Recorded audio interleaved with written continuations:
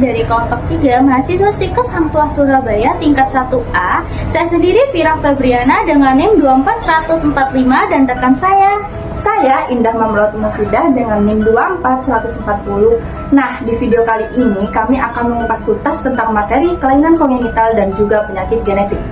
Mari kita simak bersama-sama. Pernah mikir nggak sih, kenapa ada bayi yang baru lahir itu beda dari biasanya? Nah, yuk kita bahas bersama-sama. Kelainan kongenital adalah gangguan struktur atau fungsi tubuh yang sudah ada sejak dalam kandungan.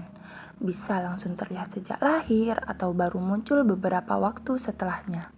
Penyebabnya beragam, mulai dari kelainan genetik, infeksi selama kehamilan, kekurangan gizi, efek samping obat-obatan tertentu, hingga tekanan mekanik di dalam rahim yang mempengaruhi perkembangan janin. Kelainan ini bisa diklasifikasikan menjadi beberapa jenis. Yang pertama ada malformasi yang merupakan struktur tubuh yang tidak terbentuk dengan benar.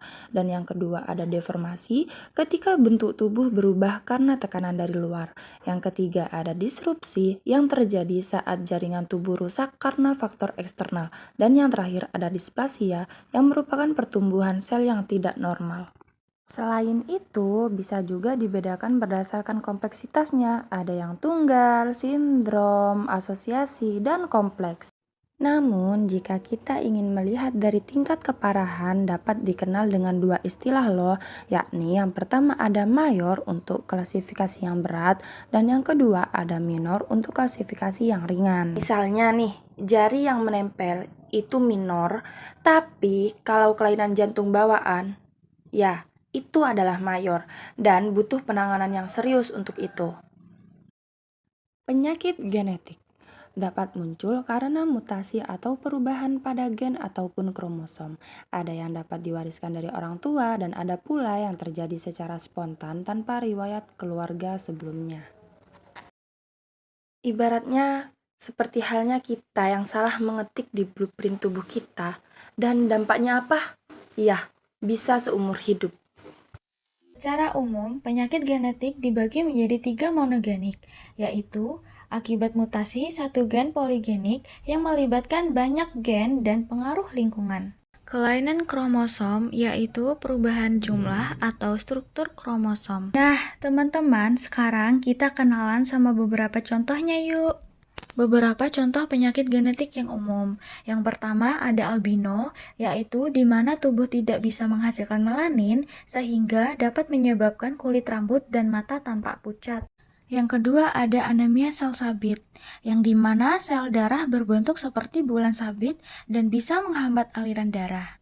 Yang ketiga ada diabetes tipe 1, yaitu di mana sering sekali dipengaruhi faktor genetik tubuh tidak mampu menghasilkan insulin hemofilia sehingga menyebabkan darah sulit membeku.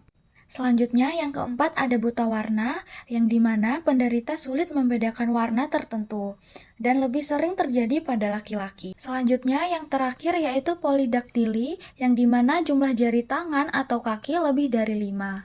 Unik ya teman-teman, tapi semua ini nyata dan penting untuk dipahami, bukan untuk ditakuti. Kelainan kromosom sering terjadi, contohnya Down syndrome. Ada tambahan kromosom 21 menyebabkan ciri khas wajah dan hambatan belajar. Sindrom Turner, hanya punya satu kromosom X, biasanya membuat tubuh pendek dan tidak subur. Klinefelter syndrome, yang dimana laki-laki dengan kromosom XXY bisa mengganggu kesuburan dan perkembangan. Selanjutnya yaitu cri du chat, bagian kromosom 5P yang hilang sehingga menyebabkan tangisan bayi mirip suara kucing. Martin-Bell syndrome, yaitu salah satu penyebab penyakit keterbelakangan mental pada laki-laki. Gen kita itu unik, bukan cacat, tapi beda. Yuk lebih paham, bukan ngejudge, karena setiap gen punya cerita. Nah, itu tadi video pembahasan materi tentang kelainan kongenital dan juga penyakit genetik. Demikianlah video pembelajaran kali ini, semoga dapat bermanfaat dan juga dapat dipahami oleh kita semua. Terima kasih yang sudah menyimak video pembelajaran kali ini dari awal hingga akhir. Sampai jumpa.